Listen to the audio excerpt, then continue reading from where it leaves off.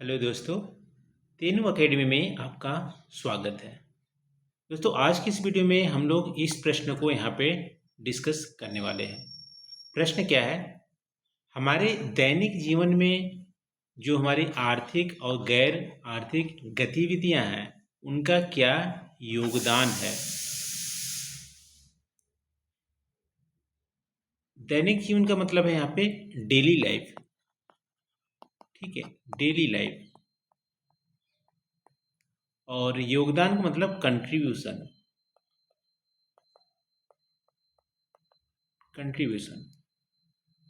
तो बताइए, आपकी रोज़मर्रा के जीवन में हमारे आर्थिक जो गतिविधियाँ होती हैं, आर्थिक गतिविधियाँ हैं, वे गतिविधियाँ हैं जिससे हमें आय प्राप्त होती है, हमें पैसे मिलते हैं कार्य करने से।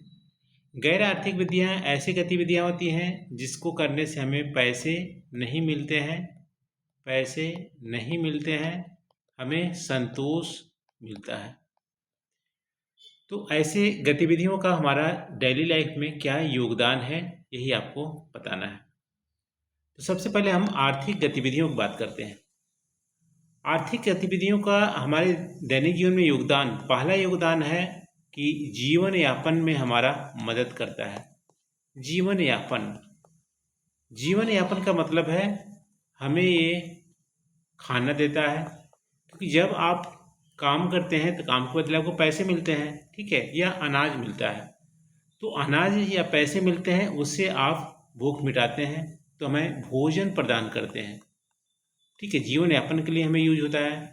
फिर इसके लिए जीवन यापन के लिए और क्या है, कपड़ा हम यूज करते हैं, कपड़ा खरीदते हैं, ठीक है, मकान खरीदते हैं, मोबाइल खरीदते हैं, इंटरटेनमेंट करते हैं। तो जो भी हमारा दैनिक जीवन के जो भी हमारा ज़रूरत की चीज़ें हैं, वो हमारा आर्थिक गतिविधियों से ही आते हैं। पहला योगदान क्या है आर्थिक गतिविधियों का? जीवन यापन के लिए हमें ज़रूरत की चीज़ें हमें प्रदान करते हैं। दूसरा योगदान क्या है आर्थिक गतिविधियों का?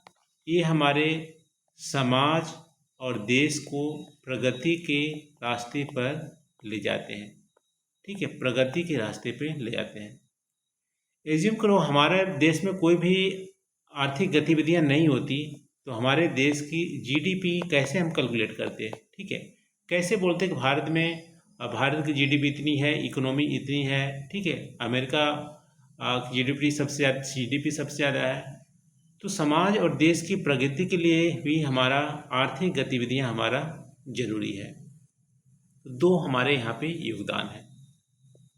अब बात करते हैं हमारी गैर आर्थिक गतिविधि का योगदान हमारे जीवन में।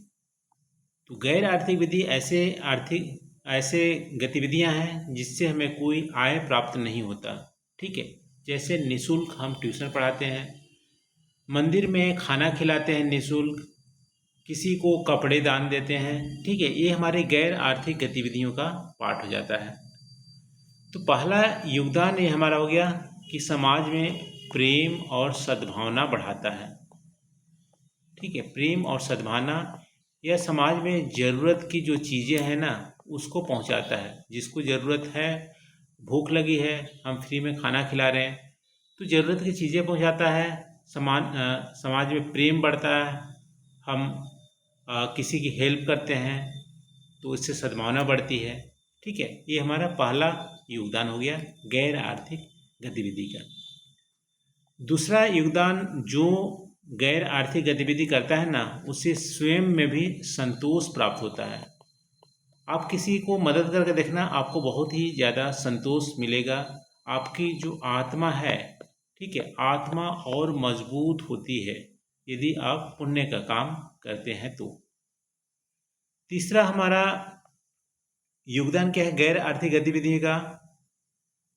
ठीक है, तीसरा योगदान क्या है? ये नैतिक मूल्य स्थापित करते हैं, नैतिक मूल्य स्थापित करते हैं हमारे परिवार में भी और समाज में भी। यदि आप बूढ़े बुजुर्ग का हेल्प करते हैं या आप मदद करते हैं, सेवा करते हैं, तो आपके जो छोटे हैं ना, वो भी सीखते हैं देखकर कि भैया या पिताजी हेल्प कर रहे हैं बड़े बुजुर्गों का, तो वो भी सीखते हैं।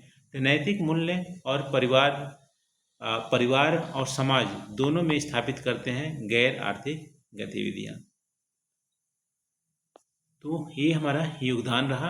एक बार समराइज करते हैं। आर्थिक गतिविधियों का हमारे दैनिक जीवन में पहला योगदान क्या हो गया? जीवन यापन के साधन है। हमारा भोजन, कपड़ा, मकान सब कुछ हमें आर्थिक गतिविधियों से ही मिलते हैं। दूसरा, हमारे समाज और देश की प्रगति के लिए जरूरी है आर्थिक गतिविधियाँ।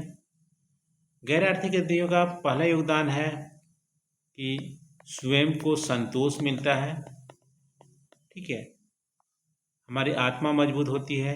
दूसरा, समाज और परिवार में सद्भावना, प्रेम बढ़ता है।